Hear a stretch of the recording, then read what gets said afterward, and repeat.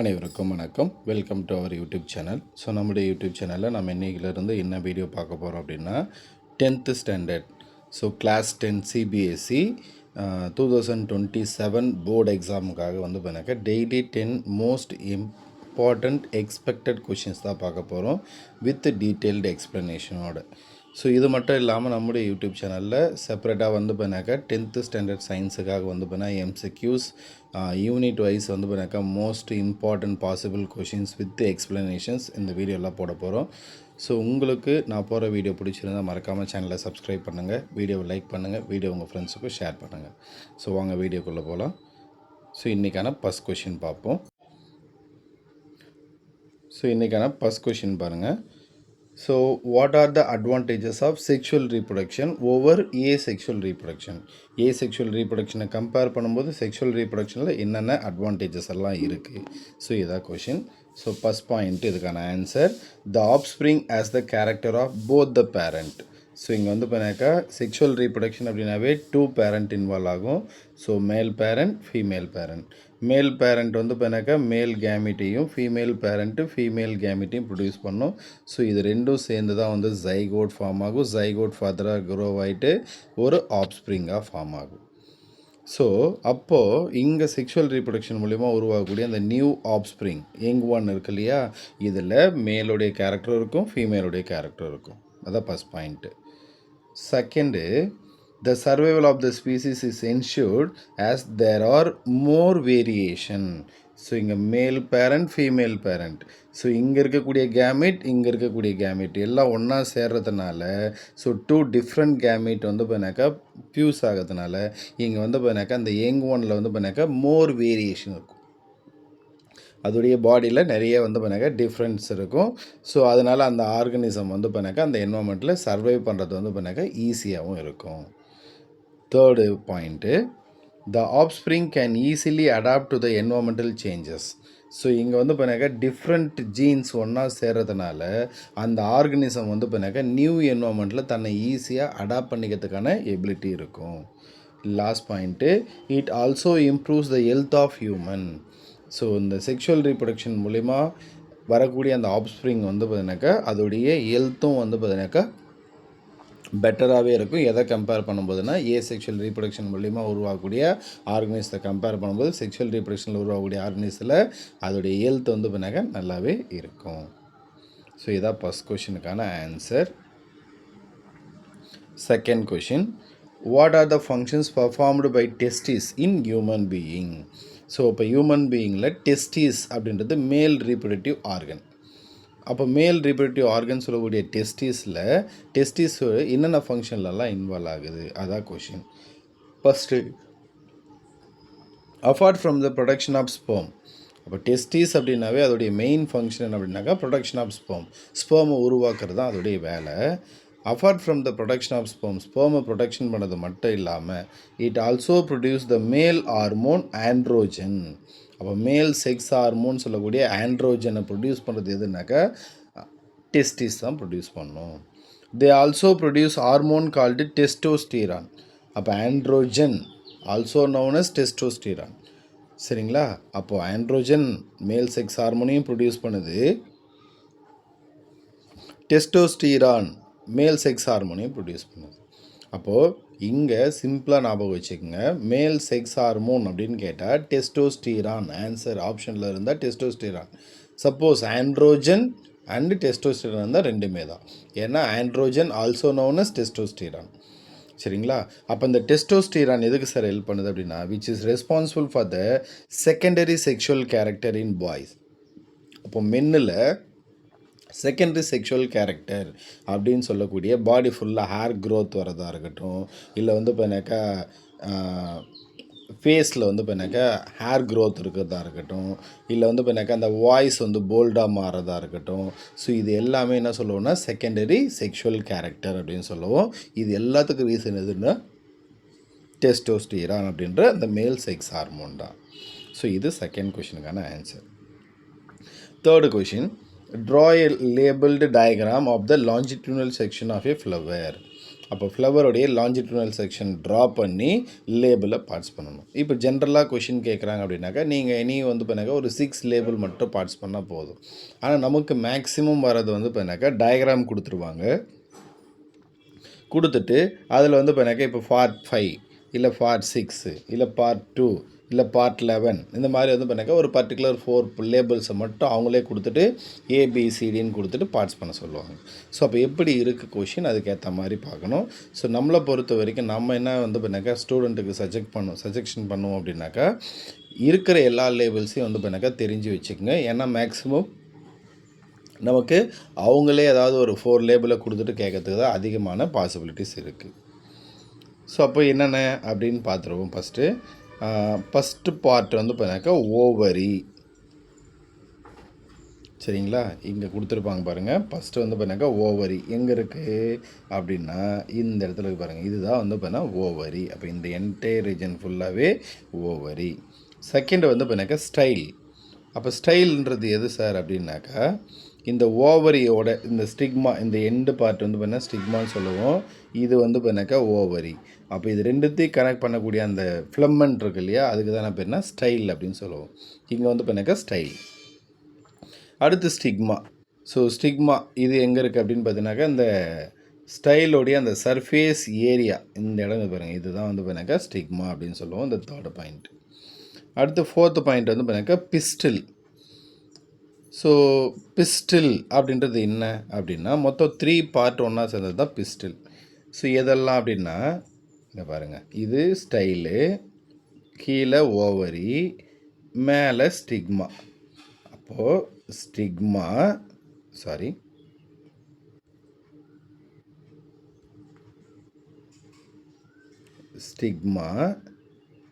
Style, ovary, இது மூணும் சேர்ந்ததுக்கு தான் என்ன பேருனா பிஸ்டில் அப்படின்னு பேர். அதான் அங்கே கொடுத்துருப்பாங்க. 3, 2, 1 இந்த 3 ஒன்றா சேர்ந்ததுனது பிஸ்டில் அப்படின்னு சொல்லுவோம். நம்ம தனியாக வந்து இது வந்து பார்த்தீங்கன்னா டயக்ராமாக கூட கேட்பாங்க, ஞாபகம் வச்சுக்கோங்க. அடுத்து வந்து பார்த்தீங்கன்னாக்கா ஆந்தர். ஸோ ஆந்தர் அப்படின்றது மேல் ரீப்ரொடக்டிவ் பார்ட். ஸோ இங்கே இருக்கும் பாருங்கள். ஸோ இதுதான் வந்து பார்த்தீங்கன்னாக்கா ஆந்தர் அப்படின்னு சொல்லுவோம். அடுத்து வந்து பார்த்தீங்கன்னாக்கா ஃப்ளமெண்ட். ஸோ ஆந்தர் அட்டாச் ஆகிருக்கக்கூடிய அந்த இது சரிங்களா. இப்போ இப்படி பார்த்தீங்கன்னா இதிலேருந்து இப்படி இருக்கும். அப்போ இது ஆந்தர்னா இங்கே இருக்கு இல்லையா ஸ்டாலுக்கு, இதுக்கு தானே பேர் ஃப்ளமெண்ட் அப்படின்னு பேர். அடுத்து வந்து பார்த்தீங்கன்னா 7 ஒன்று கொடுத்துருவாங்க பாருங்கள். என்னது ஸ்டாமன். அப்போ ஸ்டாமன்றது என்னது பிஸ்டில் அப்படின்றது 3 பார்ட் ஒன்றா சேர்ந்தது சொன்னோமா. அப்போ ஸ்டாமன் அப்படின்றது 2 பார்ட்டு, ஆந்தர் ஃப்ளமெண்ட் ஒன்றா சேர்ந்தது. பிஸ்டில் அப்படின்றது ஸ்டிக்மா, ஸ்டைலு, ஓவரி 3யும் ஒன்றா சேர்ந்தது. சரிங்களா. அடுத்து வந்து பார்த்தீங்கன்னாக்கா petal. So corolla. So colourful part தான் வந்து பார்த்தீங்கன்னாக்கா கொரோல்லா அப்படின்னு சொல்லுவோம். அதாவது ஃப்ளவரில் கலர்ஃபுல் பார்ட்டு தான் கொரோல்லா. மொத்தமாக சேர்த்து சொன்னால் கொரோல்லா, ஒரே ஒரு பார்ட்டை மட்டும் சொன்னால் பெட்டல் அப்படின்னு பேர். அடுத்து வந்து பார்த்தீங்கன்னாக்கா 9 கேலிக்ஸ். இங்கே வந்து பார்த்தீங்கன்னாக்கா செப்பல் அப்படின்னு கொடுத்துருப்பாங்க. அப்போ செப்பல் அப்படின்னா என்ன, மொத்தமாக சேர்த்து சொன்னால் கேலிக்ஸு, ஒரே ஒரு பார்ட்டை சொன்னால் செப்பல். அடுத்து வந்து பார்த்தீங்கன்னாக்கா 10 ஓவில். அப்போ ஓவில்ன்றது என்னது, இந்த ஓவரிக்குள்ளே இருக்கக்கூடிய இந்த டாட் மாதிரி இருக்கு பாருங்கள் சின்ன சின்னதாக, இதுதான் என்னது பேர் ஓவில் அப்படின்னு பேர். அடுத்து வந்து பார்த்தீங்கன்னாக்கா ரெசப்டகல், லாஸ்ட் பாயிண்ட்டு. ஸோ ரெசப்டகல் அப்படின்றது என்னென்னா இந்த ஓவரி ஏதோ ஒரு பேஸ் மேலே இருக்கும் இல்லையா, அந்த பேஸுக்கு தான் என்ன பேருனா ரெசப்டகல் அப்படின்னு பேர். அப்போ டோட்டலாக வந்து பண்ணாக்க எத்தனை பார்ட்ஸ் கொடுத்துருக்காங்க, 11 பார்ட்ஸ் கொடுத்துருக்காங்க. ஒரு 5-6 டைம்ஸ் வந்து பண்ணால் ஃப்ரீக்வெண்ட்டாக நம்ம இதை ப்ராக்டிஸ் பண்ணிட்டே இருக்கும்போது நமக்கு எல்லா லேபிள்ஸும் ஈஸியாக ஞாபகம் வந்துடும். அடுத்து question number 4. What could be the reason for adapting contraceptive method? What could be the reason for adapting contraceptive method? அப்போ கான்ட்ரசெப்டிவ் மெத்தட் அப்படின்றது என்னன்னாக்கா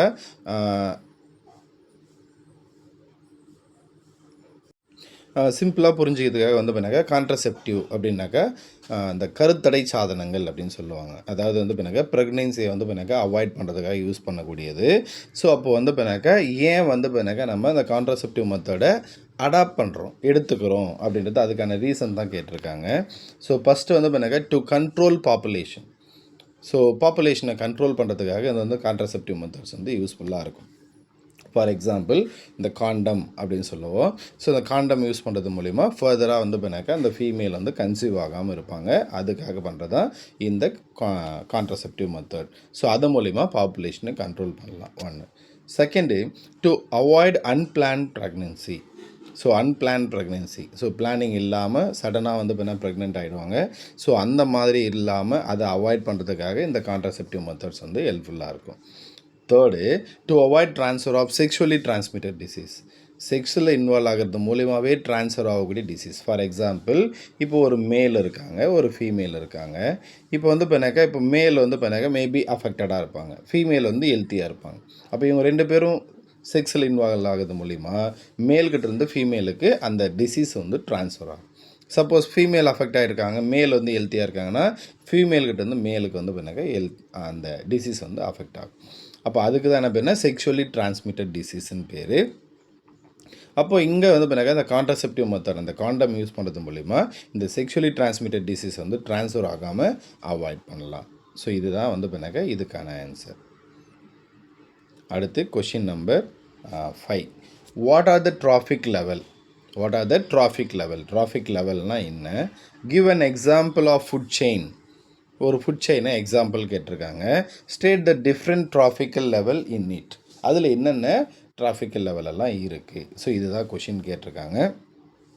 மொத்தம் இது ஒன்றே ஒரு கொஷினில் பாருங்கள் 3 கொஷின் இருக்குது. What are the trophic level ஒரு question, give an example of food chain, அதுக்கான ஒரு ஃபுட் செயினை கொடுக்கணும், அது ஒரு question. State the different trophic level in it, அதில் என்னென்ன ட்ராஃபிக் லெவலெல்லாம் இருக்குது. அப்போ 3 கொஷினுக்கு ஆன்சர் எழுதுனா தான் உங்களுக்கு மார்க் கொடுப்பாங்க. ஃபார் எக்ஸாம்பிள் இது 3 மார்க்காக இருந்தால் டிராஃபிக் லெவலுக்கு 1 மார்க்கு, எக்ஸாம்பிளுக்கு 1 மார்க்கு, டிஃப்ரெண்ட் டிராஃபிக் லெவலுக்கு 1 மார்க். சப்போஸ் 4 மார்க்காக இருந்தால் வாட் இஸ் டிராஃபிக்கல் லெவல், சரி what are traffic level 2 mark, இதுக்கு 1 மார்க், இது 1 மார்க். ஸோ அப்போது அது கொஷின் எத்தனை கொஷின் இருக்குது அதுக்கு எல்லாத்துக்கும் ஆன்சர் எழுதுறமான்னு தரவாக செக் பண்ணிக்கலாம். அப்போ first, in the food chain the transfer of food or energy takes place at various level and these level are known as traffical level. In food chainல transfer of food or energy, அப்போ எனர்ஜியோ ஃபுட்டோ transfer ஆகுது. எங்கேருந்து எங்கன்னாக்கா takes place at various level. அப்போ இங்கே பாருங்கள், கீழே ஒரு food chain கொடுத்துருப்பாங்க, கிராஸு, கோட்டு, மேன். சரிங்களா? அப்போ கிராஸ்லேருந்து கோட்டுக்கு எனர்ஜி ட்ரான்ஸ்ஃபர் ஆகும், கோட்லேருந்து மேனுக்கு எனர்ஜி ட்ரான்ஸ்ஃபர் ஆகும். அப்போது இந்த ஒவ்வொரு லெவல், இந்த கிராஸ் அப்படின்ற ஒரு லெவல், கோட் அப்படின்ற ஒரு லெவல், மேன் அப்படின்ற ஒரு லெவல். ஸோ இதுக்கு தான் என்ன பேருன்னா டிராஃபிக் லெவல் அப்படின்னு பேர். அப்போ இந்த food chain the transfer of food or energy takes place at various level and these level, இந்த லெவலுக்கு தானே பேர் டிராஃபிக் லெவல் அப்படின்னு பேர். எக்ஸாம்பிள் வந்து பண்ணாக்க ஒரு ஃபுட் செயின். ஸோ இந்த ஒரு ஃபுட் செயினில் வந்து பண்ணாக்க கிராஸ், நார்மலாக வந்து பண்ணாக்க க்ரீன் பிளான்ஸ் தான் வந்து பண்ணாக்க ஃபுட் செயின்னு பேஸாக இருக்கும். ஏன்னா அதுதான் வந்து பண்ணாக்க பேசிக். அப்போ கிராஸை எது சாப்பிடும் அப்படின்னா கோட் சாப்பிடும். கோட்டை யாரும் சாப்பிடுவாங்கனாக்கா ஹியூமன் சாப்பிடுவாங்க. அப்போ இதோட கூட முடிச்சிடலாம். சரிங்களா? ஃபுட் செயின் இல்லை நீங்களே கூட எழுதலாம் ஓனாக ஒரு ஃபுட் செயின். இப்போ ஃபார் எக்ஸாம்பிள் வந்து பண்ணாக்கா கிராஸ். அப்போ கிராஸை எது சாப்பிடும்? கிராஸ் ஓப்பர். அப்போ கிராஸ் ஓப்பரை எது சாப்பிடும்? ஃப்ராக். அப்போ ஃப்ராகை எது சாப்பிடும்? ஸ்னேக். ஸ்னேக் எது சாப்பிடும்? ஈகிள். சரிங்களா? இந்த மாதிரி நீங்களே கூட ஒரு ஃபுட் செயினை கன்ஸ்ட்ரக்ட் பண்ணிக்கலாம். அடுத்து, cross represent the first traffic level. அப்போ இந்த எக்ஸாம்பிள் சொன்னோம் இல்லையா, நம்ம என்னென்ன கொடுத்தோம் அப்படின்னாக்கா கிராஸ், அதுக்கு அடுத்தது வந்து பண்ணாக்கா கோட்டு, நெக்ஸ்ட்டு வந்து பண்ணாக்கா ஹியூமன்.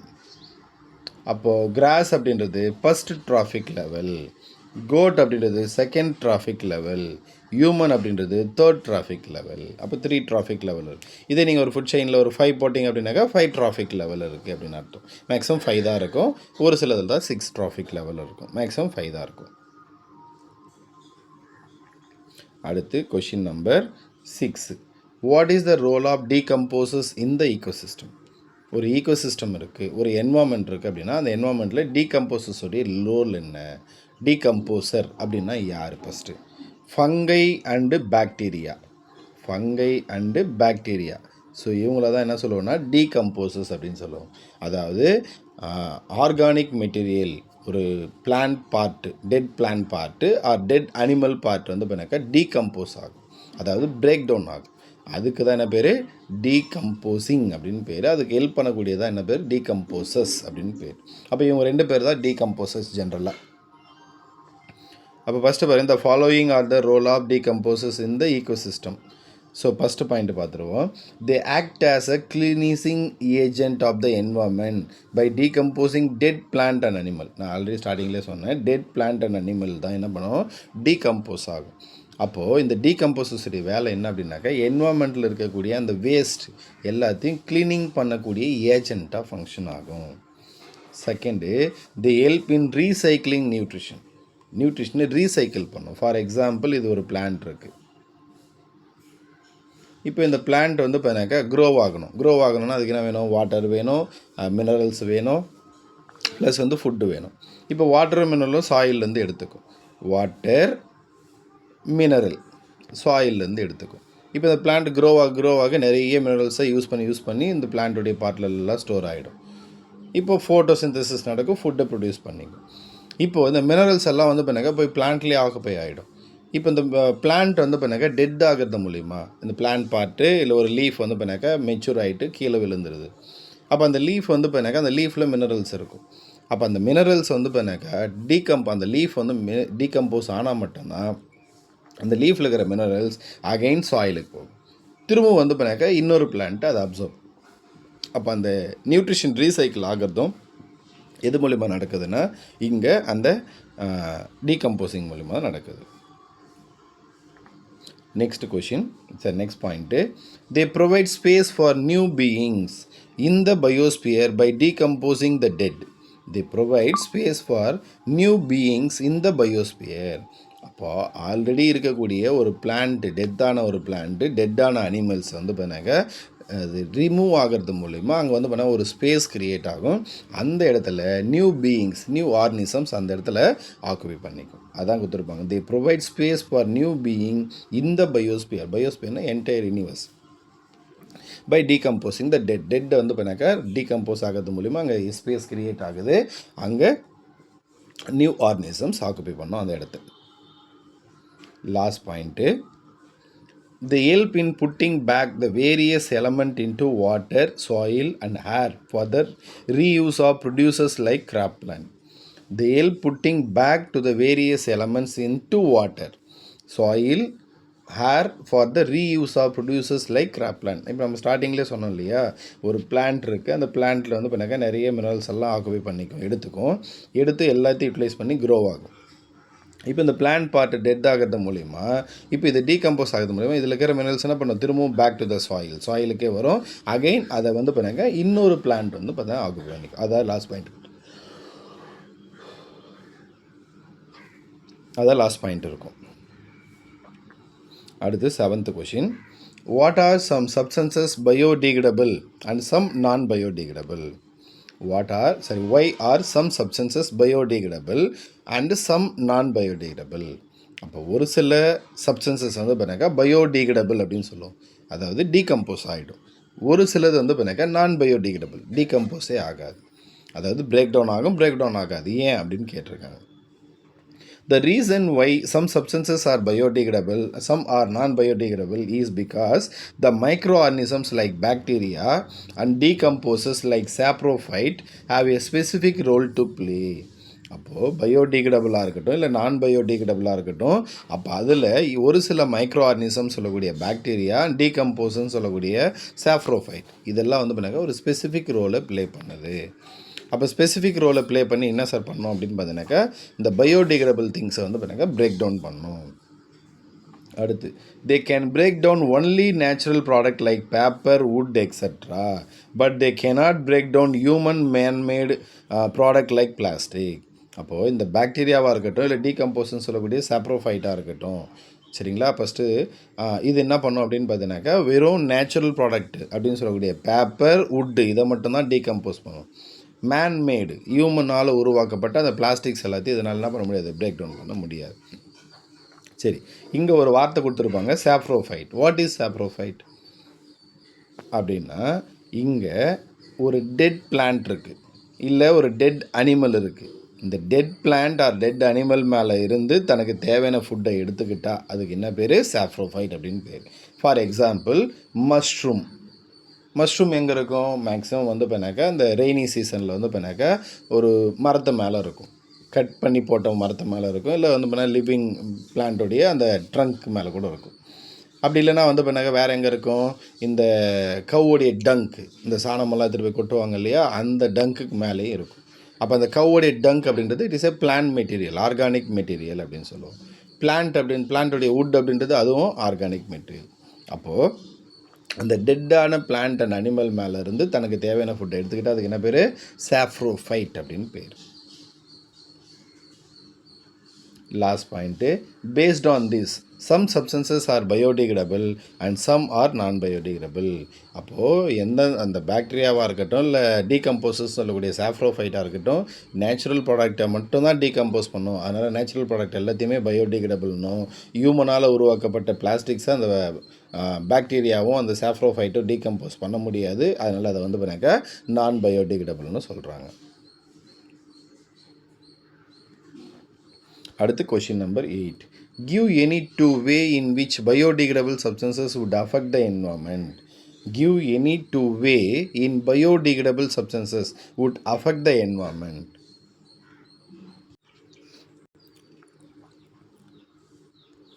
ஸோ அப்போ give any two way in which biodegradable substances would affect the environment.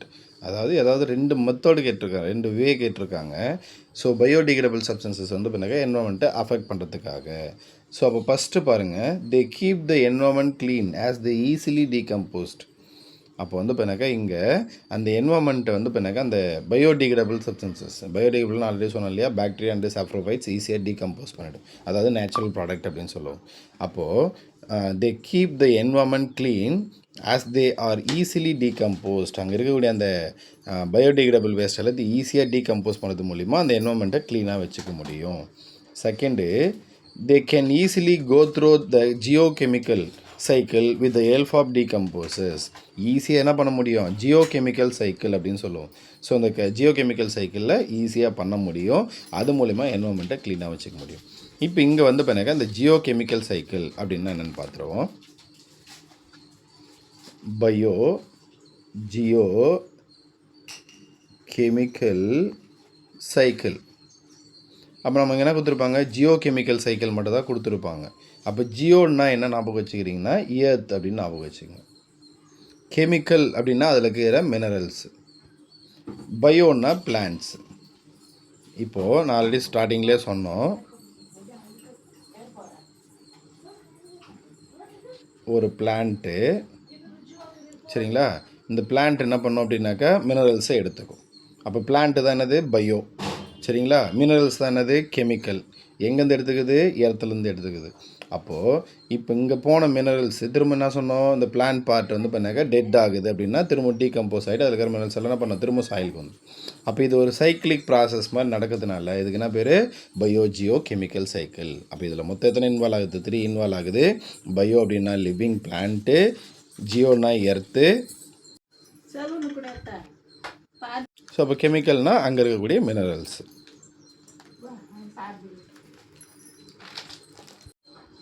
So அடுத்த கொஷின் பாருங்கள், give any two way in which non biodegradable substances would affect the environment. அப்போ வந்து பார்த்தீங்கன்னா இங்கே நான் பயோடிகிரேடபிள் சப்ஸ்டன்சஸ். அப்போ வந்து பார்த்தீங்கன்னா முன்னாடி சொன்னது பயோடிகிரேடபிள் சப்ஸ்டன்சஸ் இந்த ஏதாவது 2 வேல என்வரான்மெண்ட்டை அஃபெக்ட் பண்ணதை பற்றி கேட்டிருப்போம். இங்கே நான் பயோடிகிரேடபிள் சப்ஸ்டன்சஸ் வந்து என்வரான்மெண்ட் அஃபெக்ட் பண்ணுறது any 2 way. First, they cause air, soil and water pollution. அப்போ நான் பயோடிகிரேடபிள் சப்ஸ்டன்சஸ் அப்படின்னா எதெல்லாம் வரும், பிளாஸ்டிக்ஸ் வரும். ஜென்ரலாக வந்து பண்ணாக்கா பிளாஸ்டிக்ஸ் ஞாபகம் வச்சுக்கோங்க சரிங்களா. அப்போது இந்த பிளாஸ்டிக் வந்து பண்ணாக்கா பேர்ன் பண்ணுறது மூலிமா அதிலிருந்து ஒரு கெமிக்கல் சப்ஸ்டன்சஸ் வந்து ரிலீஸ் ஆகலாம். அந்த ரிலீஸ் ஆகிற அந்த கெமிக்கல் சப்ஸ்டன்ஸ் ஏரோட மிக்ஸ் ஆகிட்டு ஏர் பொல்யூஷன் வரலாம். சப்போஸ் அந்த பிளாஸ்டிக் எடுத்துகிட்டு போய்ட்டு அப்படியே சாயிலில் போகிறோம் அப்படின்னா சாயில் பொல்யூஷன் ஆகலாம். இது வந்து பண்ண வாட்டரில் போகிறோன்னா வாட்டர் பொல்யூஷன் ஆகலாம். அப்போது இந்த நான் பயோடிகிரேடபிள் சப்ஸ்டன்சஸ் அப்படின்றது ஈஸியாக என்ன பண்ணும், ஏர், சாயில், வாட்டர் இது எல்லாத்தையும் பொல்யூட் பண்ணிவிடும்.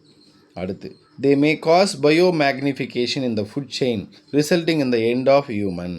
அப்போ biomagnification அப்படின்னா என்னன்னு பார்க்கணும் ஃபஸ்ட்டு. இப்போது ஒரு புரியத்துக்காக ஸோ இந்த மாதிரி வந்து வேணால் போட்டுக்கலாம். ஸோ இங்கே வந்து வேணாக்கா ஒரு பாண்ட் எக்கோசிஸ்டம், ஒரு பாண்ட்னா ஒரு குளம் அப்படின்னு ஞாபகம் வச்சுங்க. அது குளத்தில் என்னெல்லாம் இருக்கும் அப்படின்னா ஃபஸ்ட்டு ரொம்ப மைனூட்டாக இருக்கக்கூடியது சரியா, ஃபைட்டோ பிளாங்டன் அப்படின்னு சொல்லுவோம். அடுத்து வந்து பண்ணாக்கா ஜூ பிளாங்டன். நெக்ஸ்ட் வந்து பண்ணாக்கா ஸ்மால் ஃபிஷ். அடுத்து வந்து பண்ணாக்கா மீடியம் சைஸ் ஃபிஷ். அடுத்து லார்ஜ் ஃபிஷ். அடுத்து இது எல்லாத்தையும் சாப்பிடக்கூடிய அந்த லார்ஜ் சைஸ் ஃபிஷ்ஷை சாப்பிடக்கூடியது யார்? ஹியூமன். அப்போது இங்கே வந்து பார்த்தீங்கன்னா ஒரு பாண்ட் அப்படின்னு எடுத்துக்கிட்டாக்கா, இப்போ இதில் வந்து பார்த்தீங்கன்னா ஏதோ ஒரு கெமிக்கல், இப்போ வந்து பார்த்தீங்கன்னா மெர்க்குரி அப்படின்னு சொல்லுவோம். இப்போ மெர்க்குரின்ற ஒரு கெமிக்கல் வந்து அந்த பாண்டில் வந்து மிக்ஸ் ஆகிடுச்சு. இப்போது அதில் இருக்கக்கூடிய அந்த ஃபைட்டோ பிளாங்டன் ஸ்மாலாக இருக்குது இல்லையா, இது வந்து என்ன பண்ணணும்னா அந்த மெர்க்குரியை வந்து பண்ணாக்கா அதோடைய பாடியில் போய் ஸ்டோர் ஆகும். ஜூ பிளாங்டன் மைனூட்டாக இருக்கக்கூடிய அந்த அனிமல்ஸ், சரியா, மைனூட்டாக இருக்கக்கூடிய அந்த அனிமல்ஸ்னாக்கா ஜுவாலஜிக்கல் ஆர்கனிசம் அப்படின்னு சொல்லலாம், சரிங்களா. அதே மாதிரி ஃபைட்டோன்னா பிளான்ட்டு, அப்போ சின்னதாக இருக்கக்கூடிய அந்த பிளான்ட்ஸு. அப்போ இதுதான் எங்கே இருக்குன்னா அந்த பாண்டில் வந்து மெஜாரிட்டியாக இருக்கும். அப்போது இந்த பிளான்ட்டோடைய பாடியிலையும் இந்த அனிமலோடைய பாடியிலையும் இந்த மெர்க்குரி என்ன பண்ணும், அதோடைய பாடியில் மினிமம் அமௌண்ட்டு போயிட்டு ஸ்டோர் ஆகும். இப்போது இந்த ஸ்மால் ஃபிஷ் எதை சாப்பிடும்னா இந்த ஜூ பிளாங்டனை சாப்பிடும், ஃபைட்டோ பிளாங்டனை சாப்பிடும். அப்போ இதோடைய பாடியில் இருக்கிற அந்த மெர்க்குரி, ஃபைட்டோ பிளாங்டனோடைய பாடியில் இருக்கிற மெர்க்குரி இந்த ஸ்மால் ஃபிஷ்ஷுக்கு போகும். இது ஒரே ஒரு ஜூ பிளாங்டன், ஒரே ஒரு ஃபைட்டோ பிளாங்டன், ஒரே ஒரு ஆர்கனிசம் மட்டும் சாப்பிடாது, நிறைய அந்த பாண்டில் இருக்கிறதெல்லாம் சாப்பிடும். அப்போ இதில் இருக்கிற எல்லா மெர்க்குரி என்ன பண்ணும், இந்த ஸ்மால் ஃபிஷ்ஷோடைய பாடிக்குள்ளே போயிடும். இப்போ இந்த ஸ்மால் ஃபிஷ் எது சாப்பிடும், மீடியம் சைஸ் ஃபிஷ் சாப்பிடும். அப்போ இதோடைய பாடிக்குள்ளே மெர்க்குரி இருக்குமா, இது என்ன பண்ணும், இங்கேருந்து இங்கே போயிடும். இப்போ இந்த மீடியம் சைஸ் ஃபிஷ்ஷை லார்ஜ் ஃபிஷ் சாப்பிடும், இதோடைய பாடியில் இருக்கிற மெர்க்குரி இங்கே போயிடும். அடுத்து இங்கே இருக்கிறது இங்கே போயிடும் ஹியூமன் பீயிங் சாப்பிட்டாக்கா. அப்போது இங்கே கொஞ்சமாக இருக்கக்கூடிய அந்த மெர்க்குரி என்ன பண்ணணும்னா அடுத்தடுத்த லெவல் ஆஃப் டிராஃபிக், அடுத்தடுத்த ஆர்கனைசத்தில் என்ன பண்ணணும்னா அதோடைய லெவல் இன்க்ரீஸ் ஆகிட்டே போகுது இல்லையா, அதுக்கு தான் என்ன பேர், பயோ மேக்னிஃபிகேஷன் அப்படின்னு பேர். அப்போது they may cause biomagnification இந்த food chain resulting in the end of human. அடுத்து last 10th question.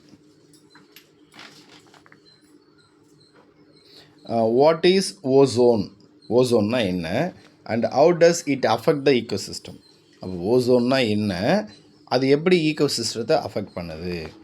Ozone is a molecule, சரியா, ஓசோன் இஸ் எ மாலிகுல், சரிங்களா, formed by the 3 atom of oxygen. அப்போ வந்து பார்த்தீங்கன்னாக்கா ஆக்சிஜன் அப்படின்றது O2ன்னு சொல்லுவோம், இதோட இன்னொரு O சேர்ந்தா O3, இதுக்கு தான் என்ன பேர், ஓசோன் அப்படின்னு பேர். So and isotope of oxygen, இந்த O3ன்றது என்னென்னா ஆக்சிஜனுடைய ஒரு ஐசோடோப், சரிங்களா. இப்போ ஓசோன் இஸ் அ மாலிகுல் எப்படி சார் ஃபார்ம் ஆகுதுன்னா 3 atom of oxygen, 3 oxygen molecule ஒன்றா சேர்றதுனால சரி இதுவாகுது. அடுத்து the main function of the ozone layer is to provide protection to the earth's surface from the harmful UV rays of the sun. சரியா, அந்த ozone லேயருடைய main function என்ன அப்படின்னாக்கா சன்லைட்லேருந்து வரக்கூடிய ultra violet radiation, human பீயிங்காக இருக்கட்டும், இல்லை மைக்ரோ ஆர்கனிசம்ஸாக இருக்கட்டும், இல்லை பிளான்ஸாக இருக்கட்டும், எல்லாத்துக்குமே வந்து பண்ணாக்கா டேஞ்சரஸாக இருக்கக்கூடிய அந்த ஹார்ம்ஃபுல் சப்ஸ்டன்சஸ் வந்து பண்ணாக்கா அந்த எர்த்தை வந்து ரீச் ஆகாமல் ஸ்டாப் பண்ணுறது, ப்ரொடெக்ட் பண்ணுற வேலையை எது பண்ணனா ஓசோன் லேயர் பண்ணும்.